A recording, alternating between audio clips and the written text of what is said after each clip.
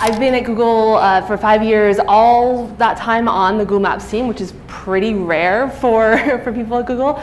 And within that team, I lead the sub-team are all around local search and discovery. So our Geo-UXR team focuses on everything from Google Maps, Street View, Google Earth, Android Auto. And within that, I really think about how do we help people find places and experiences that they will enjoy doing. And for a little bit of context, this is kind of the scope of the wider Geo team. And I share this just to kind of ground some of the case studies I'm going to share. We're talking about working with over 2,500 employees on a product, our flagship product, Google Maps, that has over 1 billion daily active users. And at this point now, our team is over 60 UXRs. But when I started, it was less than 10, which is now smaller than my sub-team. So, while you may see some large numbers in some of the case studies I talk about, I've seen our team go from much, much smaller all the way to where we are now, and we've been doing these from the very beginning. So I think that a lot of these concepts really do apply no matter where you are, if you're a single UXR, a small team of 2 or 3, all the way up to a much, much larger team like we now are on Geo-UXR. And I wanted to kick this off with a quote that I came across when I was looking at one of the blog articles about this conference. And I think it really grounds the topic really well. So we talk a lot about in our team impact. That's what we want to do as UXRs. We want to have impact. And when Emily was talking about what the theme of the conference meant to her, she focused on, I'm striving to make lasting impact through the world, my research. But how do we do that? How do we measure it? How do we convince people that we're having it? That's what I'll go more into. And reflecting over the impact that we've had on Google Maps, I was kind of thinking over the past few years, and the beginning of our team, the beginning of my experience on the team, I felt like we were pretty much following, pretty much in line with our team size. We had a series of UXRs mostly dedicated to sub areas within Geo that were doing great work with those sub teams, and we were having some reasonable impact. But there came a point where we noticed that the impact really did outpace the team size that we had. And thinking back on what was that inflection point there? What allowed us to be able to go from really much staying in line to all of a sudden scaling much, much broader than the people that we had? And upon reflection, it was really our focus and our shift in mindset to organizational-wide programs, not just working on the team that I'm on, local search and discovery, but collaborating with everyone in Geo and thinking about how we can impact the organization as a whole. And I think you can take your organizational context and figure out what that means for you, whether it's going from your sub-team to the whole organization, the whole company, whatnot. So the overview of what I'll talk about, I'll go through a few case studies that give examples of what do I mean by these organizational-wide programs, and kind of walk you through a little bit of what it looks like, what's behind the scenes, how do we measure impact, and then kind of back into the definition of what do I think really are some of the key things in common of these different programs that allowed us to really scale our impact. And then there were many, many challenges and learnings along the way, so I'll talk about a few of those, and hopefully things that you can potentially apply in your own context. So let's get into the case studies. As I mentioned, for this section, I'll give an overview, kind of what does this program look like to our stakeholders. Then peek behind the scenes and talk a little bit about what it takes to actually get it done. Then speak a little bit to the impact of the individual programs, as well as the evolution, because an important part of these all is that they were not once and done. They were not single research projects. They were things that we carried kind of threads through over a longer period of time. The first program we'll talk about is Urban Jungle, and this is our international immersion program. Now, the goal of Urban Jungle was really to provide our leadership with the opportunity to really talk to the people we're building for. That sounds like, yes, that's what we do all the time. We had a real shift in focus to thinking about not just the United States context, really trying to think about what's it like to use Google Maps in Delhi, in Jakarta, in cities that, while we're sitting in our offices and maybe in San Francisco, Mountain View, New York, we're not really experiencing on a day-to-day basis, and people just, they didn't feel it, they didn't get it. So we needed to bring them to those environments to really see what it was like. So at the core of Urban Jungle, it's a trip. It's bringing people into the field in a context that they probably haven't experienced yet. You can see some of our engineering directors here out in a market in Delhi talking to Gojek drivers in Jakarta and just learning what's it like to be them and kind of live their daily lives and to use Google Maps as part of it. So from a stakeholder's perspective, this is roughly what this program would look like. So they come, they get on a plane, travel a long ways, and we'll have a little kickoff session. Then we'll do something we call the Amazing Race. The Amazing Race is really get out and experience the city. So we'll do things like take the different transportation modes, get in an auto rickshaw, take the subway in Delhi, just order food, buy something in a local market, just all the things that you may do in your daily life, but do it and see what it's really like to do it yourself. We like to bake in reflection on the way, so we're not kind of keeping all the data till the very end, but letting people kind of talk through what they're experiencing, what are top insights as we go. Then we had also built something we call the Citizen Fair, where we bring, if going out in the city is the first day, we bring a whole bunch of different people in the second day into our hotel, and that allows us to really go broad. So we can have things like we can do a panel on religion. We can have people who are contributors of content to Google Maps come in and speak to us and do posters and a journey map and just a whole bunch of different activities with a wide range of people. Sometimes we'll also do cultural translators where we'll identify people who we think will be really able to show us what it's like to be in that city and be able to take us out on the town for a night. We'll break into some small groups and be guided around by those locals. We'll bring in speakers from local companies to just learn what's top of mind to them, hear what they're all excited about. And then we'll go deep. So if the Citizen Fair is broad, we'll deep dive into areas of interest for different stakeholders, really learn about the theme that they're there to learn about. And then finally do a longer reflection at the end where we try to uncover opportunities, synthesize, and take things back to our offices that we'll actually then use in the day-to-day product work. And then of course a little celebration at the end where we try to do something something local, cultural, whether it be a show or just different experiences that kind of really celebrate the week that we had there. Now of course we do a lot of prep before and after, so the UXRs do arrive early for last minute coordination as well as stay late in order to wrap up and try to start creating some of the deliverables that we'll actually share out once we get back. But that's roughly what the trip looks like for a stakeholder that's coming along for the ride. So what does it look like behind the scenes? The first part really to getting on board is the pitch, right? This is not cheap. You're getting people to take a lot of time out of their days. You're spending a significant amount of money on vendors, on participants. How do you get people on board? This was actually our first program like this, so we had quite an uphill battle. We pitched to a UX director that was pretty skeptical. And it was not a given that this was going to be a good use of people's time. So she advised us to go top down for sponsorship instead of bottom up like we had initially thought. But what we did is we started slow, we built a momentum, we went out to people who we thought maybe a little bit more sympathetic, who we had already existing relationships with, got them excited, we run to the next person and be like, person A really thought this is awesome, what do you think? And you just kind of like get the ball rolling.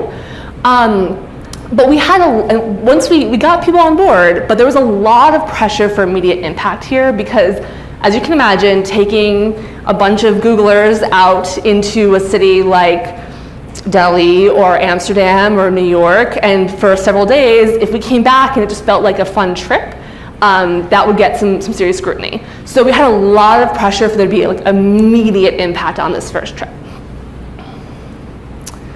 So, identifying stakeholders. The next step, once we actually got the buy-in here, was to figure out who's going to come, who is let's say worthy of coming into the field with us, and making sure to leverage our sponsors to send those invitations. So some people were on board, some people thought it was great. Others were again, I'm mid-planning cycle. I am not going to spend a week of travel time coming out in the field and running around with you guys.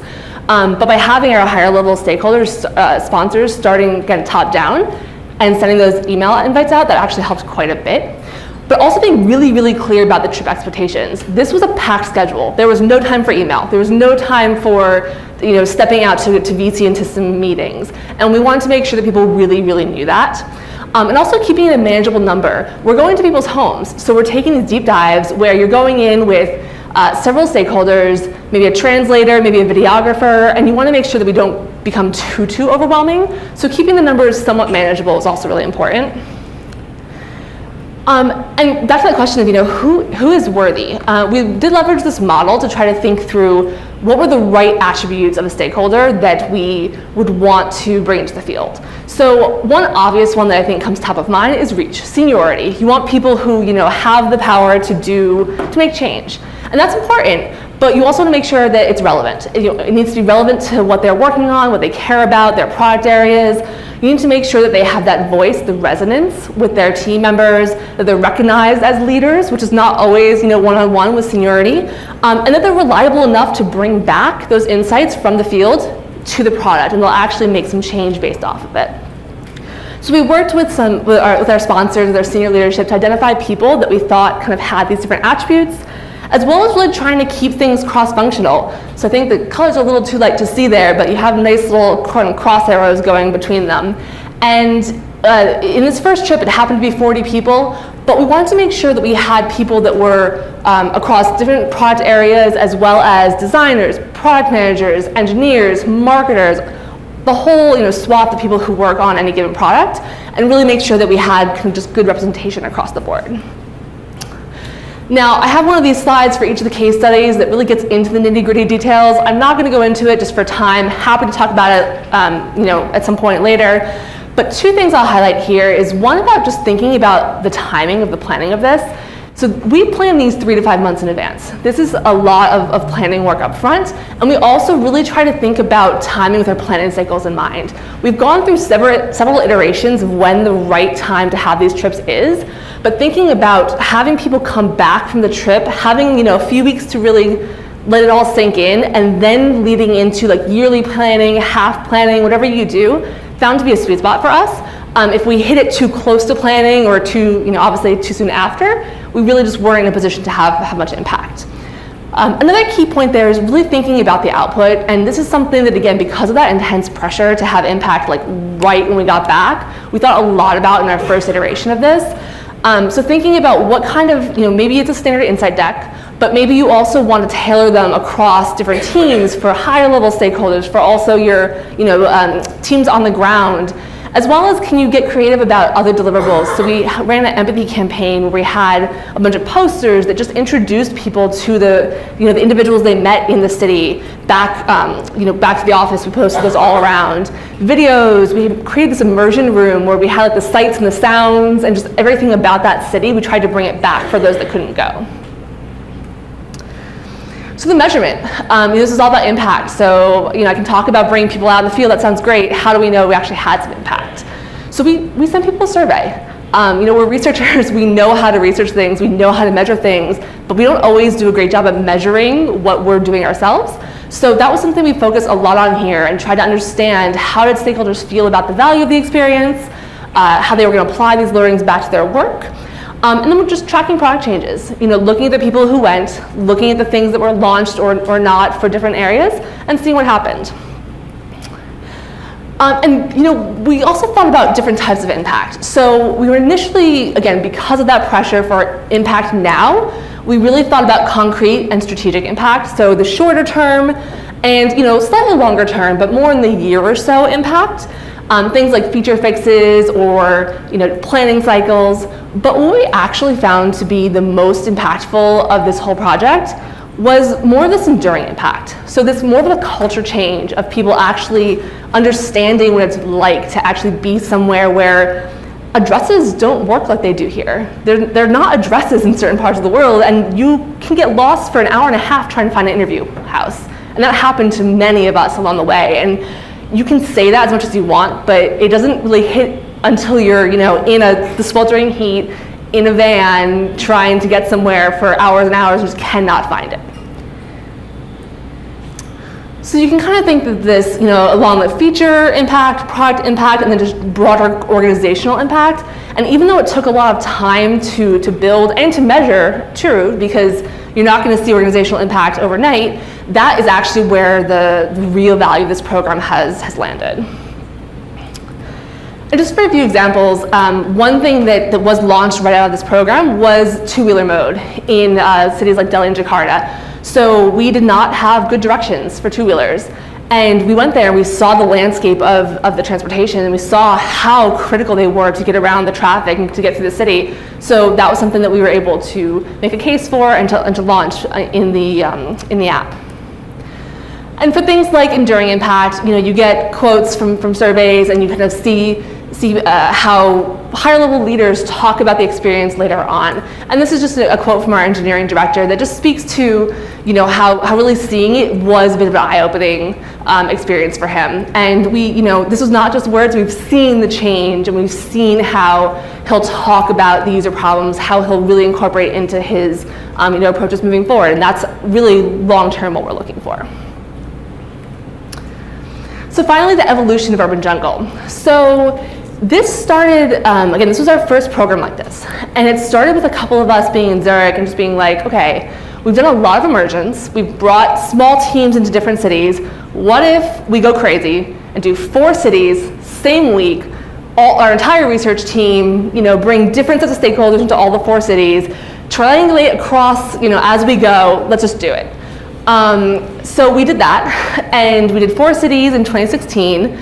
We had some success. Some things did not work as well, such as triangulating across multiple time zones while you're trying to maintain that schedule. But it was a great first experience.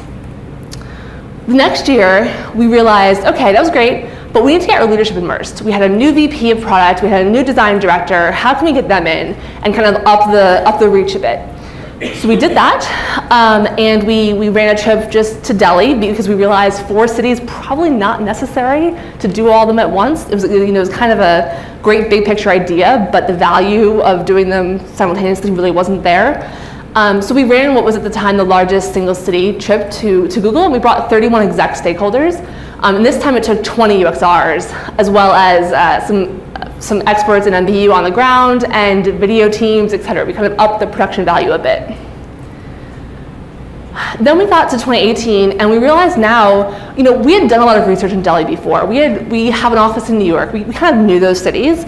We did not know Jakarta very well, even though we did our one urban jungle city was Jakarta in 2016. So we needed a recon trip. We realized that when we're doing these trips with our more senior stakeholders, we need to kind of know what we're going to find going in. You're not actually doing all the research when you're there. You're telling them the story and showing them the story. There's times we've kind of likened it to research theater, and not to cheapen the experience, but just to kind of speak to the fact that you need to have the narrative down, and then you need to show it to them and help them experience it. And then we're doing Mexico City actually, I think, in 2 weeks for this next round of Urban Jungle. So this is a program that we really have evolved and kind of seen through the years. And as I mentioned, we've kind of fine-tuned things like the timing. We've gone from being in September to being in June to being in May, and just all trying to be better aligned with our planning cycles and to have better impact. And along the way, we've also done several smaller scale immersions. So we haven't stopped those. That was what really kind of sparked the interest in this first immersion to even begin with. So we keep doing smaller scale team level immersions with maybe 10 to 12 people on one single product team. It involves 1 to 3 UXRs potentially. And we kind of sprinkle those throughout as necessary and as timely. So that's Urban Jungle. Now I'm going to move on to a different case study, which is called Poker Face. And this program is, the goal of this program was, it's great we can bring people out in the field. We see the impact that it has, we see product changes, we see great quotes and experiences from senior leads, but we're not going to bring 2,500 people to those cities, right? It's not going to happen. So how can we help to really increase empathy by bringing people in? I'll give a quick overview using this video, if it's so inclined.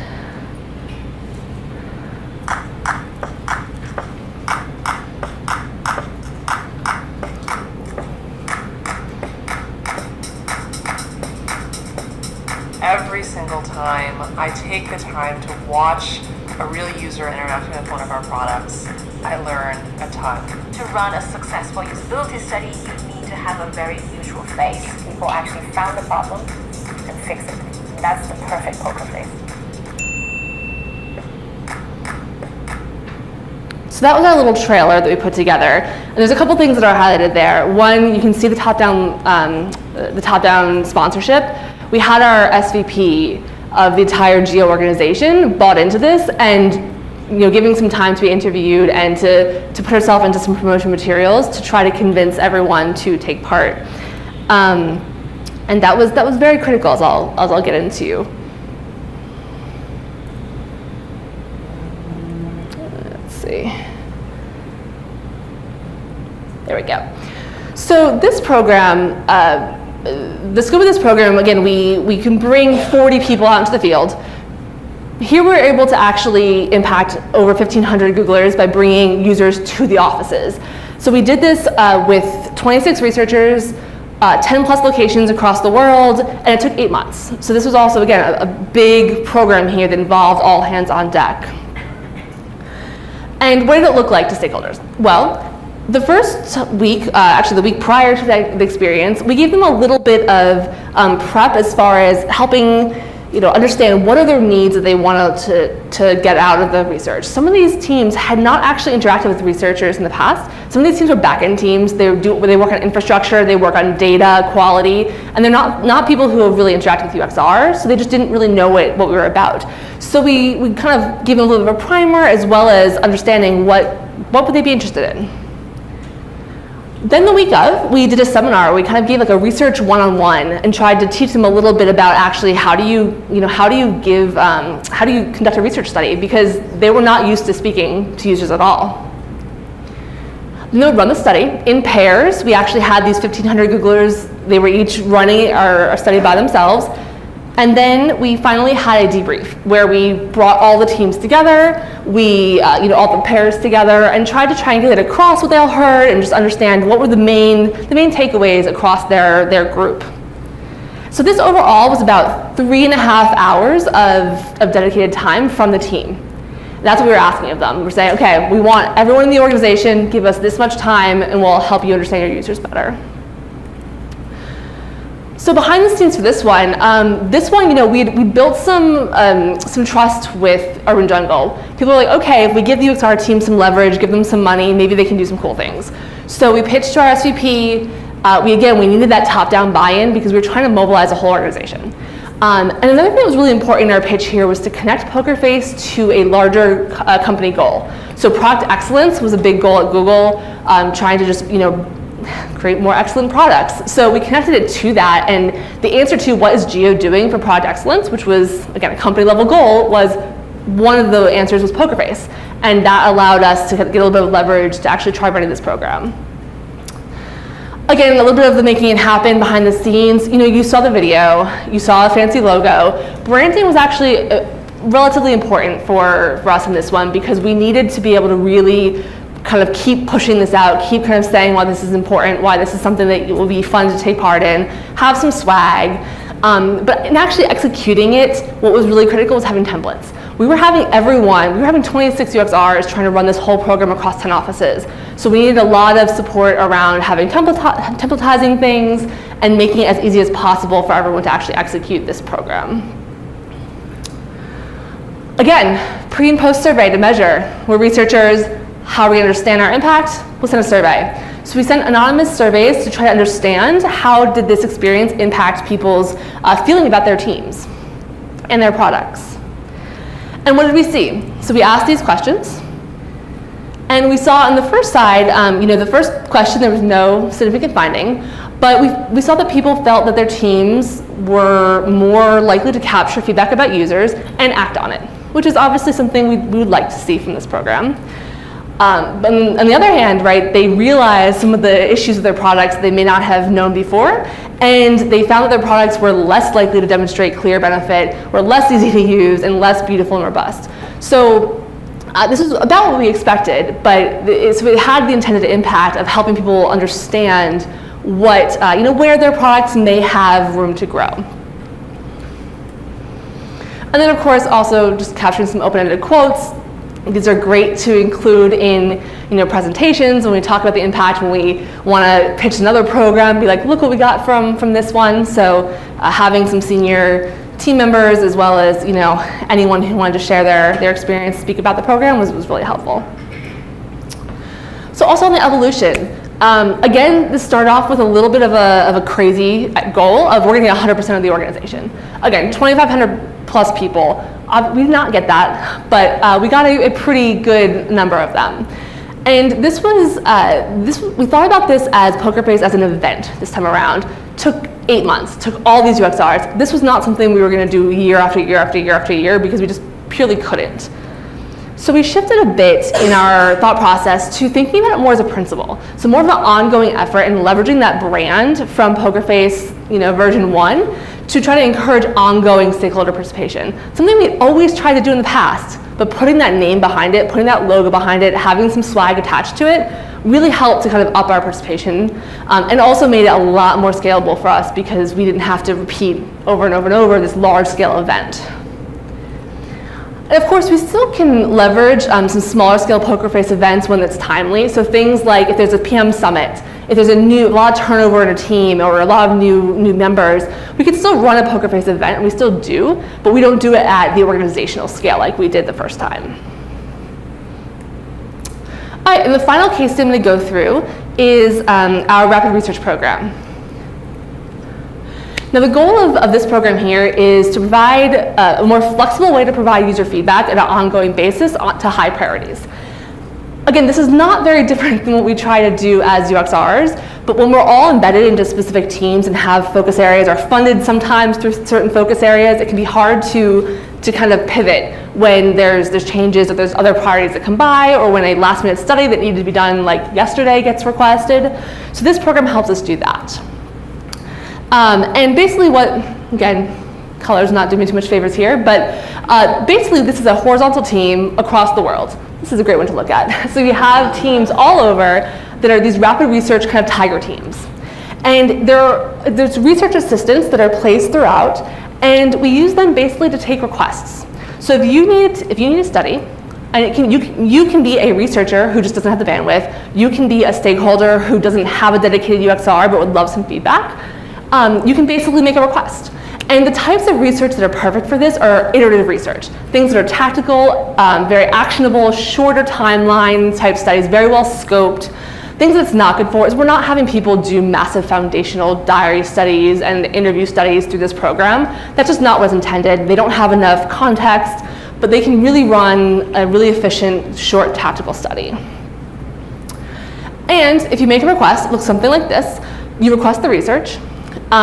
If there's some confusion in the request, we'll have an alignment meeting. If not, we'll just schedule it and then have a product briefing, which kicks off the real kind of process and kind of starts the clock, because we do say we'll deliver within a week to 2 weeks from the kickoff.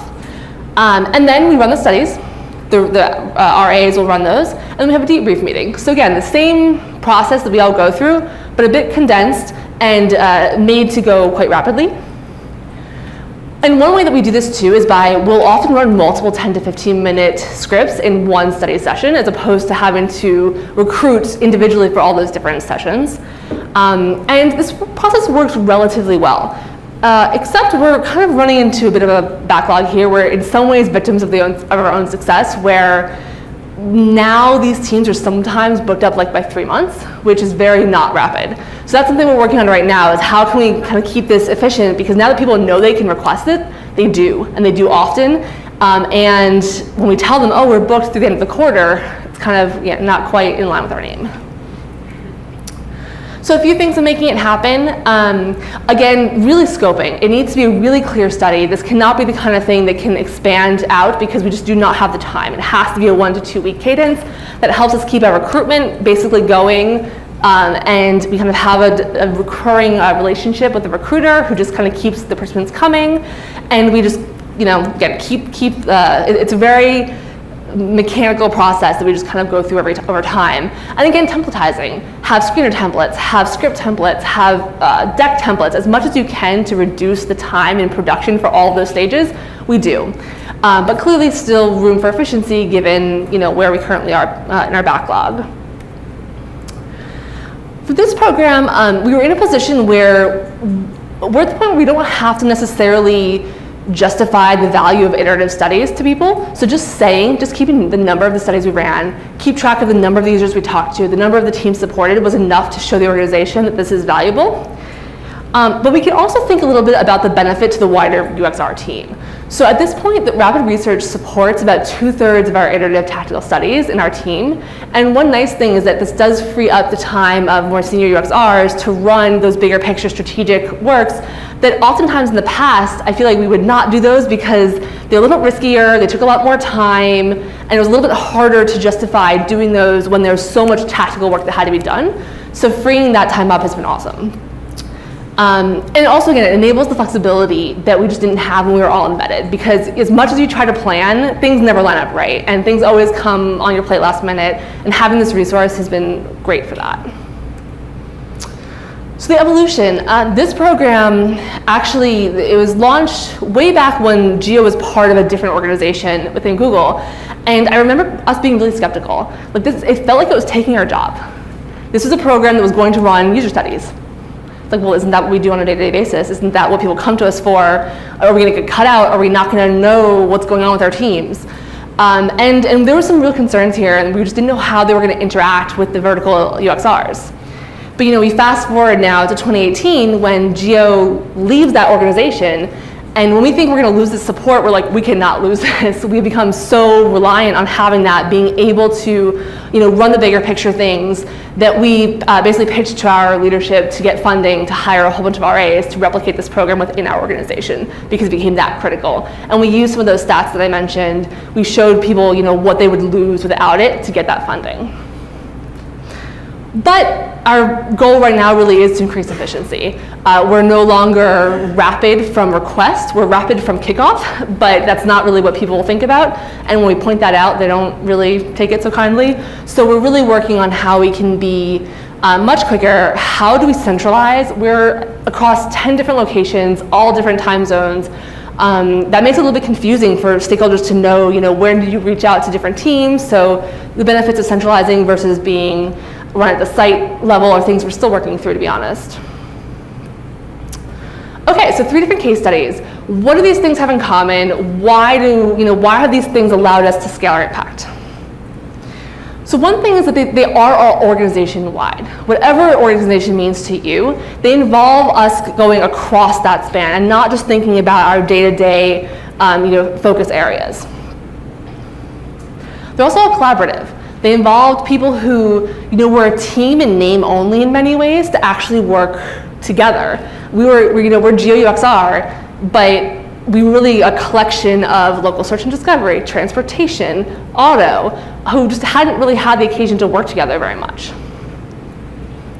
And finally, they were enduring. That evolution slide, it was actually a bit of an eye-opener for me when I was putting it together, because I wouldn't have thought about kind of the process that we've gone through and the progress that we've made on some of these programs. But having them go over time, giving people a brand to associate with, knowing what to expect, really also helped to just kind of build our team's credibility as well as our ability to scale our impact. But all of these things came along with some serious challenges. The first one, you're trying to work organization-wide. For us, that means 2,500 plus. That's a lot of people. So challenges in securing budget, the amount of money that has to go into some of these things, not small. Encouraging participation. If we want 100% of an organization that size to buy in, how the heck do we do that? And then just impact at that level. It's a little bit easier when you're close to your product, you know the people, you know the project really well. What does that look like at an organization level? So a few things that we learned, again, measuring and tracking impact. We say this matters, we say this is our goal. As UXRs, we want impact, but are we always great at measuring and tracking that? So making that a key part of all these programs so we can kind of come back to our stakeholders and say, this is what you got for your money. This is why it's great to have everyone participate in these programs. Securing executive sponsorship, but generating support, leveraging existing relationships, that was really key for us to kind of get the ball rolling. And then with each one of these that we do, it just gets easier and easier because, again, you build more credibility as a team. Pitching according to company or organizational goals. Again, it feels like a bit of a no-brainer, but anytime you can tie to a buzzword or a larger purpose, it just helps to get people on board. And then, yeah, leveraging those sponsors to send out communications. It was way more powerful to have our VP send things than to have us individual researchers send them. And then again, sharing in many forums. We create the number of different cuts of the data that we created for each of these programs. We had a lot of them because what a certain leader is going to want to see is totally different from what the sub-teams may be able to act on. Collaborative. So here, again, challenge is executing across all these team members, especially team members who don't work together. They're teams, yes, but we don't really have much day-to-day collaboration. And coordinating these people, and also doing this along with their competing day-to-day priorities. Our other work didn't stop. Right? Like just because we were doing these geo-wide things didn't mean people were like, okay, cool, like ignore local search and discovery for a few months and just do this big shiny thing over here. So how do we make that happen? And that was a real struggling point for us in the earlier days, and still is to some extent. So one thing, if you are able to leverage a PGM, we didn't in the beginning. We started these without, but it makes the world of difference to have someone just really focused on trying to help with some of those coordination components. And again, a really obvious one, but being so clear in communication. What are the expectations? What do you need from people? How much time are you asking from them? Even if you don't know what the ask is quite yet, saying, I'm gonna need like a week of your time over here, helps them plan. And we had some real sticking moments in the earlier versions of these because we didn't do that. Let's see, yeah, baking into planning cycles. Once we realized that these were really jobs on top of our day jobs, we realized we couldn't do that anymore, and we had to set aside more time for these initiatives in everyone's planning cycle, as well as really respecting individuals' times and constraints. You have part of the nature of going from a team that's a team in name to collaborating together is you have peers that are running different parts of these programs and assigning work to other peers, which can, again, be a little bit tricky if you're not really, really respectful of people's time. And for us, making time zones work for us was actually really key. We had times where we would have something start in London, pass it to New York, that would pass it to Mountain View, pass it back to Sydney. And if you do have multiple time zones, it can be really, really tricky to coordinate. But this is one thing that you can make work for you, which is nice. And finally, enduring. So each of these programs is a large time commitment, and we're adding new ones year after year and keeping the old ones going. So how do you do that? How do you keep the brand top of mind? How do you keep the momentum over time as you're introducing new things? And one thing that was really key for us here that we had some missteps in the earlier programs as well is building them around the principles, not an event. So when Urban Jungle became synonymous with that first trip, it was kind of like, okay, well, we're not going to do that every year, so how do we tie things back to that make people like, oh, Urban Jungle, I know what that is, that's valuable, that's important, but also not take the same level of commitment. Same with Poker Face. I highlighted how the year 2 was a shift from massive event to just the principle overall. So how can you leverage that? And yeah, don't be afraid to evolve and use scrappier efforts that you tie back to that brand. Once you have that brand and it's strong, you can really be a little bit creative with what you do and tie back to it and use a lot less time. But at the same time, really keeping that brand consistent because you built it up, you don't want to lose it. So anything that feels relevant, tie it back to it and don't be afraid to use that. And that's the end of my talk, but I do want to thank real quick 2 collaborators who did create some of the content that I ended up using, as well as all the UXRs who were involved in making these programs happen and experienced some of those pain points also that I mentioned on the way.